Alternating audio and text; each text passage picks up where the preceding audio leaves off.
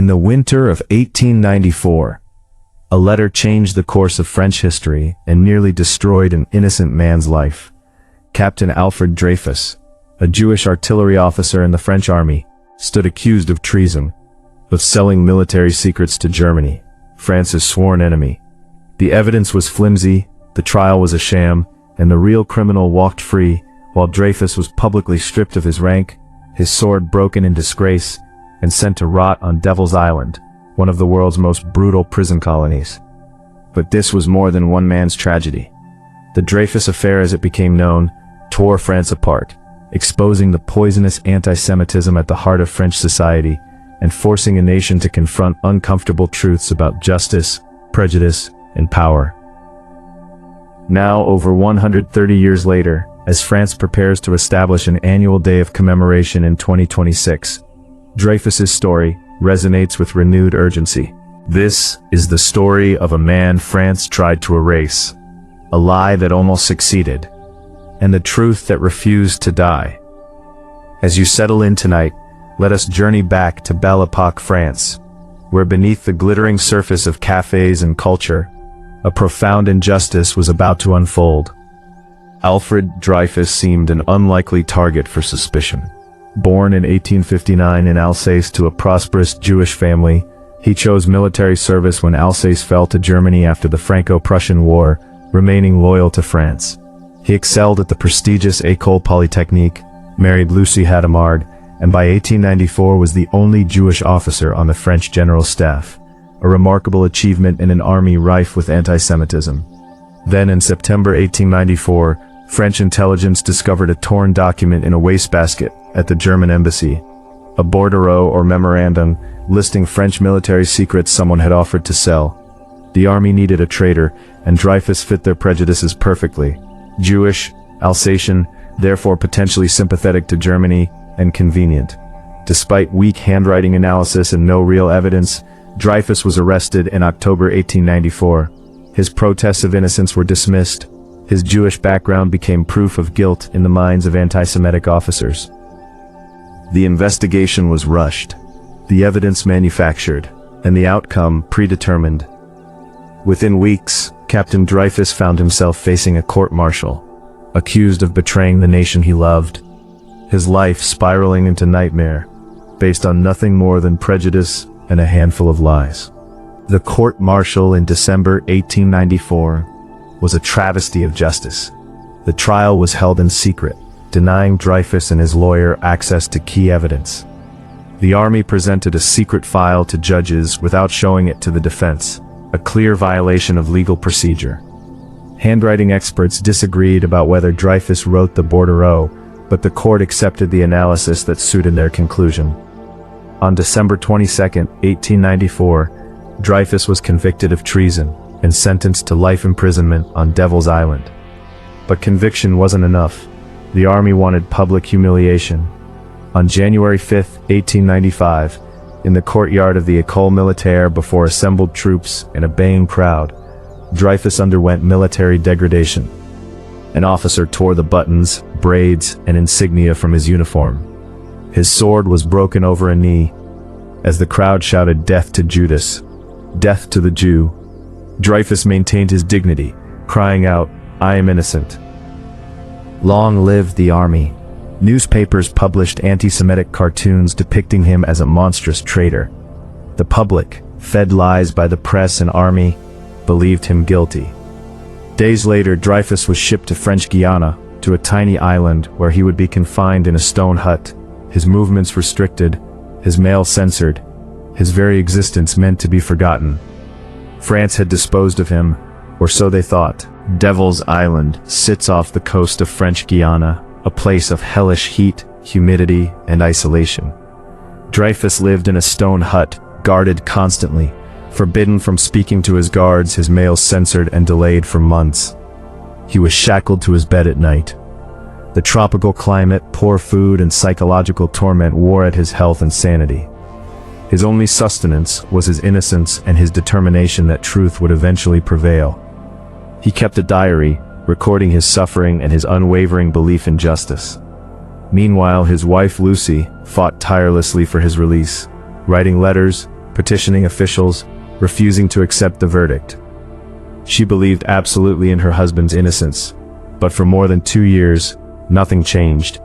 Dreyfus rotted on his island prison, unknown to him that back in Paris, cracks were beginning to appear in the lies that had convicted him. The real traitor was still walking free, still selling secrets, and an honest officer in French intelligence was about to risk everything to expose the truth.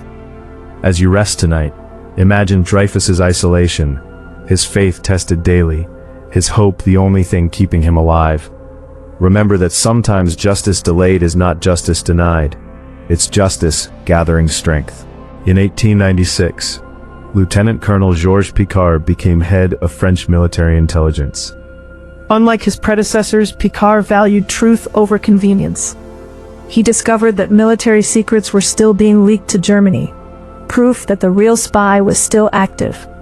Further investigation led him to Major Ferdinand Walsin Esterhazy, a dissolute officer drowning in gambling debts. Picquart obtained samples of Esterhazy's handwriting and was shocked. It matched the bordereau perfectly, the document that had convicted Dreyfus. Picquart brought his findings to his superiors, expecting them to immediately move to free Dreyfus and arrest Esterhazy. Instead, he encountered a wall of resistance. The army had publicly committed to Dreyfus's guilt. Admitting error would humiliate the institution and its leadership. "What does it matter to you if one Jew rots on Devil's Island?" one general reportedly said. Rather than correct the injustice, the army chose to protect its reputation. They transferred Picquart to Tunisia to silence him, forged additional documents to strengthen the case against Dreyfus, and hoped the matter would fade away. But Picquart had friends, and word began to leak to the press. Slowly, agonizingly, the truth began to seep into public consciousness. The Dreyfus Affair was about to explode into France's conscience, dividing the nation into two camps, those who valued justice, and those who valued order, even if built on lies. On January 13, 1898, France woke to find its most famous writer, Émile Zola, had published an open letter on the front page of the newspaper L'Aurore. The headline screamed, "J'accuse, I accuse." In passionate, furious prose, Zola accused the army of knowingly convicting an innocent man, of forging evidence, of protecting the real traitor Esterhazy, and of anti-Semitism. He named names, generals, ministers, handwriting experts who had lied. "I have but one passion, that of light," Zola wrote, "in the name of humanity which has suffered so much and has the right to happiness." The letter sold 300,000 copies in a single day. France erupted. Pro-Dreyfus intellectuals, writers, and progressives, the Dreyfusards, demanded justice. Anti-Dreyfusards, including nationalists, the Catholic Church, and most of the army, defended the conviction, often with openly anti-Semitic rhetoric. Riots broke out. Mobs attacked Jewish shops. The nation split into irreconcilable camps. Zola was prosecuted for libel, convicted, and fled to England. But his letter had achieved its purpose. The Dreyfus Affair could no longer be hidden. The battle for truth had become a battle for France's soul. Would it be a nation of laws and justice, or a nation of prejudice and institutional pride? As you drift toward sleep, consider Zola's courage, risking his reputation, his freedom, everything, for a man he'd never met, simply because truth mattered more than comfort. Pressure mounted until the government could no longer resist. In 1899, after nearly 5 years on Devil's Island, Dreyfus was brought back to France for a retrial. He returned a broken man, gaunt, prematurely aged, his health shattered. The retrial took place in Rennes, amid massive press coverage and public fury. Dreyfusards hoped for exoneration.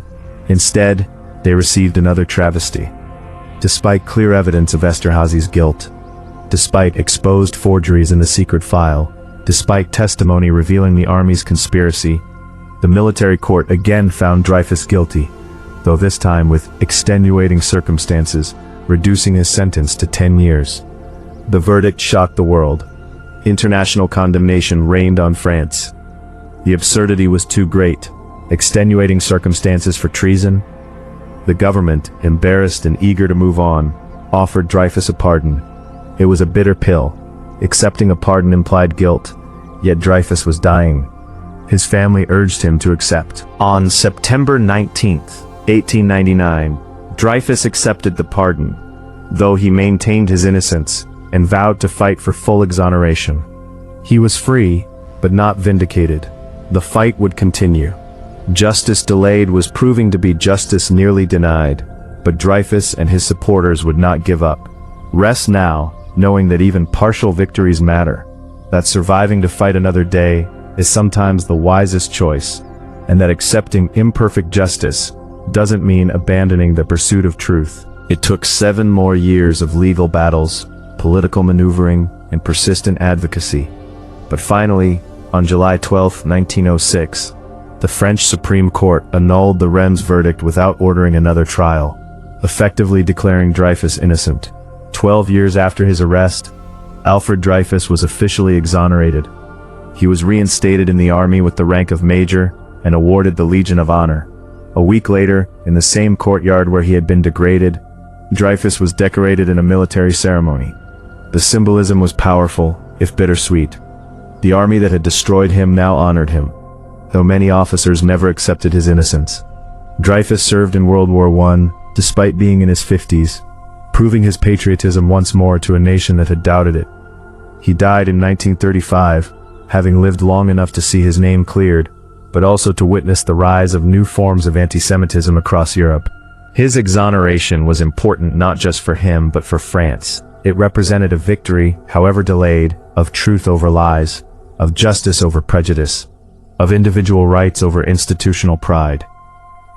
The Dreyfus Affair transformed French politics, weakening the power of the army and the church, strengthening secularism and republican values. It showed that even powerful institutions can be forced to admit their wrongs, though the cost in human suffering was immense. The Dreyfus Affair never truly ended. It became a template for understanding miscarriages of justice, institutional antisemitism, and the power of truth-telling. The term intellectuals entered political discourse during the affair, describing writers and thinkers who engaged in public debate on behalf of justice. Émile Zola's J'accuse became a model for speaking truth to power. The affair revealed how easily institutions can prioritize reputation over justice, how prejudice can masquerade as patriotism, and how difficult it is to correct course once lies become official truth. In recent decades, France has increasingly reckoned with this history. In 1995, President Jacques Chirac acknowledged France's complicity in the Holocaust. In 2006, on the centenary of Dreyfus's exoneration, President Chirac held a ceremony honoring him. And now in 2025-2026, France is considering an annual day of national commemoration for Dreyfus, recognizing that his story remains relevant. In an era of rising anti-Semitism, of fake news and institutional mistrust, of debates about justice and power, Dreyfus's story speaks directly to contemporary concerns. It reminds us that truth matters, that institutions can be corrupted by prejudice, that speaking out against injustice carries risks, but also can change history, and that the fight for justice, though exhausting, is never wasted. As you rest, consider what modern injustices need their own Émile Zola, what truths need courageous voices. Alfred Dreyfus was not a revolutionary or a saint. He was a patriotic officer who loved France and wanted nothing more than to serve his country with honor. That simple desire led him into a nightmare that destroyed his health, separated him from his family for years, and made him the center of his nation's most divisive controversy. But through it all, he maintained his dignity, his innocence, and his faith that truth would prevail. He was vindicated, though the cost was nearly his life. The Dreyfus Affair teaches us uncomfortable lessons, that justice is fragile, that prejudice can corrupt even respected institutions, that lies are easier to spread than truth, and that correcting injustice requires extraordinary courage from ordinary people. It also teaches us hope, that even when powerful institutions conspire against truth, persistence, courage, and moral clarity can eventually prevail. Émile Zola risked everything for a man he didn't know. Georges Picquart sacrificed his career for truth. Lucy Dreyfus never stopped fighting for her husband. These acts of courage mattered. They changed history. As France prepares to commemorate Dreyfus annually starting in 2026, It acknowledges that some stories must never be forgotten. Some injustices must be continuously remembered, lest they be repeated. Dreyfus's name, which the army tried to erase, now stands as a permanent reminder of what can happen when prejudice overwhelms justice, and what can be achieved when people refuse to accept lies as truth.